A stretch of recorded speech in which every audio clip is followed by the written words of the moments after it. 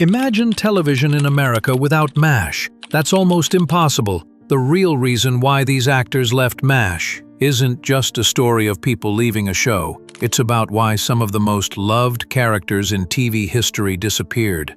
Sometimes without a goodbye, sometimes with a goodbye that left fans in tears. MASH was more than a television show, it was a mirror to the chaos of war, told through humor, sadness, and unforgettable characters. Premiering in 1972 while the Vietnam War was still ongoing, MASH was set during the Korean War. But everyone knew the message was bigger than just one conflict. With its perfect mix of comedy and real emotion, the series challenged what a sitcom could be. For the first time, viewers laughed through their tears. They connected with the characters not just as jokes or roles, but as people. But off-screen, the magic came at a cost.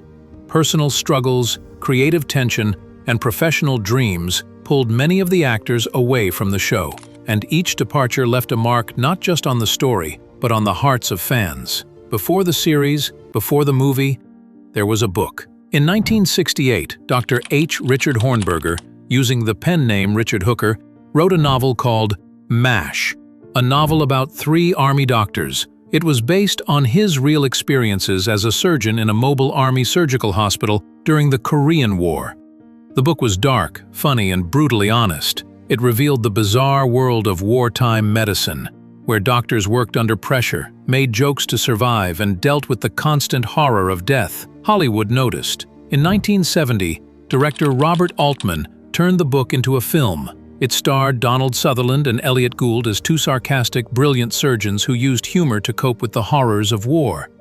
The film was a smash hit. It won the Palme d'Or at Cannes and an Academy Award for Best Adapted Screenplay. It struck a nerve with Americans, who were tired of war and tired of pretending it was noble. The movie didn't glorify war, it mocked it, and it made people think. CBS saw potential in the story and turned it into a weekly TV series. MASH debuted on September 17, 1972. Alan Alda took the lead role as Hawkeye Pierce, and soon his character became the soul of the show. The first season struggled. Ratings were low and CBS almost canceled it. But they gave it one more shot, moving it to a better time slot. That decision changed history. What followed was 11 seasons of laughter, heartbreak, and unforgettable storytelling. MASH became famous for bending the rules. It sometimes skipped the laugh track.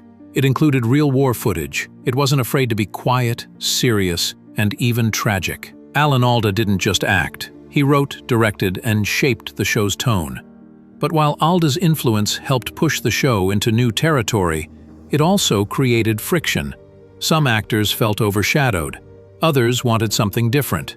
As MASH evolved from comedy to character-driven drama, a few stars chose to leave, each for deeply personal reasons.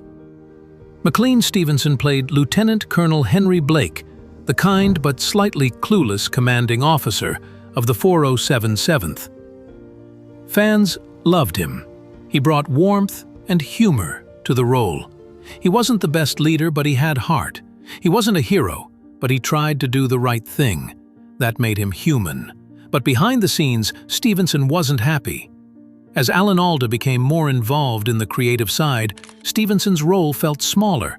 He wanted to do more, be more. In interviews, he admitted he didn't want to be the second banana. He wanted to lead a show, not support someone else's. So, at the end of season 3, Stevenson told the producers he would not return. The writers had a decision to make. Normally, TV characters were written off gently, maybe transferred or promoted. But MASH wasn't normal. The writers decided to kill him. In the final episode of season 3, Henry Blake receives news that he's going home. The unit celebrates. There's laughter, hugs, and a sense of joy. Then, during a routine surgery, Radar walks in with news that stuns everyone. Henry's plane has been shot down. There were no survivors. The room goes quiet. The actors freeze. The audience does too. That moment changed television. Fans were shocked. CBS received thousands of letters. Some were angry, some were grateful, but all were deeply moved.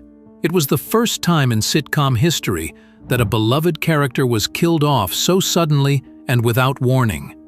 After leaving MASH, Stevenson tried to find success elsewhere. He signed a big deal with NBC and launched The McLean-Stevenson Show. It didn't last. Another attempt, Hello, Larry, failed too. The shows didn't connect with audiences the way MASH had. Years later, Stevenson admitted he had made a mistake. He left something special chasing a dream that didn't come true. He continued to work, taking small roles, guest spots, and keeping busy. But he never again found the magic of Henry Blake. When he passed away in 1996, tributes poured in. Alan Alda called him a kind man and a gifted actor. Gary Berghoff called him a joy to be around. Though Stevenson left early, his death on the show gave MASH its soul. It reminded everyone that in war, there are no safe exits. If McLean-Stevenson left with a thunderclap, Wayne Rogers slipped out the back door. He played Trapper John McIntyre, Hawkeye's best friend and partner in mischief. Their chemistry was instant. They were funny, fast, and full of heart. Together, they formed the backbone of MASH's early seasons. But Rogers grew frustrated. He had signed on thinking it was an ensemble show. Over time, the spotlight moved toward Alda. Trapper became more of a supporting role. He wasn't bound. The producers were shocked. With only days before filming season 4, they had to scramble. There was no farewell episode, no party, just an off-screen explanation that Trapper had been discharged. The fans were stunned. 2 major characters are gone within a short time. People felt confused and let down. Mike Farrell joined as BJ Honeycutt. The show changed again. BJ was quieter, more thoughtful. The buddy comedy was gone, replaced by deeper emotional stories. Meanwhile, Rogers left acting behind and focused on business. He studied history at Princeton and became a financial expert. He appeared on Fox News as an economic commentator and made millions as an investor. He never expressed bitterness. He and Alda remained friends. When Rogers died in 2015, Alda said he was funny, smart, and someone he missed every day. Radar O'Reilly was more than just a character. He was the heart of MASH. Young, innocent, and full of strange wisdom, Radar could sense helicopters before they arrived. He was the unit's clerk, the glue that held everything together. Gary Berghoff had played Radar in the 1970 movie and was the only actor to carry the role into the series. But by season 7, he was struggling. Fame had become overwhelming. Berghoff battled anxiety and depression. The long hours kept him away from his family. He missed key moments in his daughter's life, something he would never stop regretting. He asked for fewer scenes, more time off, and eventually decided to leave for good. The writers gave him a beautiful goodbye. In a 2-part episode, Radar comes back from leave to find the camp falling apart. He tries to fix things, but slowly he realizes it's time to go. His mother needs him. His farm is in trouble.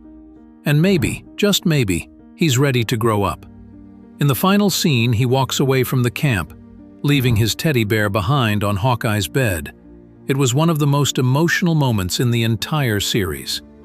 After MASH, Berghoff took a long break. He painted, worked in wildlife conservation, and even became an inventor. He created a fishing tackle system and held several patents. He said he left the show to save his life, to find peace, and to heal. And though he stepped away from Hollywood, fans still remember Radar as the boy who held hope in a place filled with pain. Every great show needs a villain, and for 5 seasons, that role belonged to Major Frank Burns. Played by Larry Linville, Frank was uptight, petty, and often the target of jokes. He followed rules to the letter, had a secret affair with Major Houlihan, and seemed completely out of place in a chaotic war zone. At first, the character was hilarious. He was the perfect foil to Hawkeye and Trapper. But as the show evolved, Frank didn't. While other characters developed depth, Frank remained the same. Linville knew the role had limits. He wanted to show more range. But the script kept Frank's. Linville chose to leave. He wasn't fired. He wasn't forced out. He simply decided the role had run its course. With Frank gone, the show no longer needed a cartoon villain. The stories became more thoughtful and human. Linville continued acting, appearing in many guest roles, but he never found a character as memorable as Frank Burns. He passed away in 2000, but his performance is still remembered as one of television's most iconic antagonists. When Frank Burns left, the show needed someone to fill the void. But instead of copying the old character, the writers created someone entirely new. Enter Charles Emerson Winchester III. Played by David Ogden Stiers, Winchester was everything Frank wasn't. He was cultured, brilliant, confident, and proud, but he wasn't cruel. Underneath the arrogance was a man wrestling with the horror of war. At first, Winchester seemed cold and out of place, but slowly, cracks formed. He showed compassion, depth, and heart. He was still hard to like, but impossible not to respect. Stiers stayed with the show until the final episode. In one of the most haunting scenes in the series, he teaches a young refugee to play Mozart. It's a quiet, powerful reminder of what war takes from everyone. After MASH, Stiers found success as a voice actor, lending his deep voice to Disney films like Beauty and the Beast and Pocahontas. In 2009, he publicly came out as gay. He said he had waited out of fear that it might affect his career. But when he did come out, he did so with grace and pride. He died in 2018 from cancer, but left behind a legacy of kindness, talent, and quiet courage. In a show filled with men, Loretta Swit stood tall. She played Major Margaret Hot Lips Houlihan. At first, the role was written as a joke. Her nickname came from a scene in the original movie. She was the strict nurse, the uptight officer. But Swit wouldn't let the character stay that way. Over time, she turned Margaret into something powerful. She gave her dignity, strength, and emotion. Margaret became one of the show's most respected characters. She questioned the war, she stood up for herself, and she became a leader in a world that rarely allowed women to lead. Swit was one of only 4 cast members who stayed from beginning to end. She was there in the pilot, and she was there in the finale. She never walked away. She didn't have to. She had already changed everything. By the time MASH ended in 1983, it had aired for 11 seasons and 256 episodes. The series finale, Goodbye, Farewell, and Amen, was watched by over 100 million people in the United States. It was the most watched TV episode in history at the time. But MASH wasn't just about war or comedy. It was about people. It was about grief, growth, and how we survived. Each departure changed the show and made it stronger. McLean Stevenson, Wayne Rogers, Gary Berghoff, Larry Linville, David Ogden Stiers, and Loretta Swit all helped build something that went far beyond entertainment. They helped build something real. Long after MASH ended, the characters stayed alive in the hearts of fans. Reruns kept airing. New generations discovered the show. And people kept asking the same questions. Why did they leave? What happened to them? The answers are different for each actor, but what they all share is a deep connection to the show and the audience. They didn't just act. They gave a part of themselves. Even decades later, the departures still feel personal. Fans remember where they were when Henry Blake died. They remember the silence after Radar left. They remember the confusion when Trapper just vanished. Those moments left a mark. And that's because MASH did something rare. It respected its audience. It trusted them to feel, to think, and to care. The real reason these actors left MASH is a mix of personal choice, professional struggle, and emotional weight. Some walked away quietly, others left with fanfare. Some found success, others found peace, but none of them were forgotten. In many ways, their stories are just as powerful as the characters they played.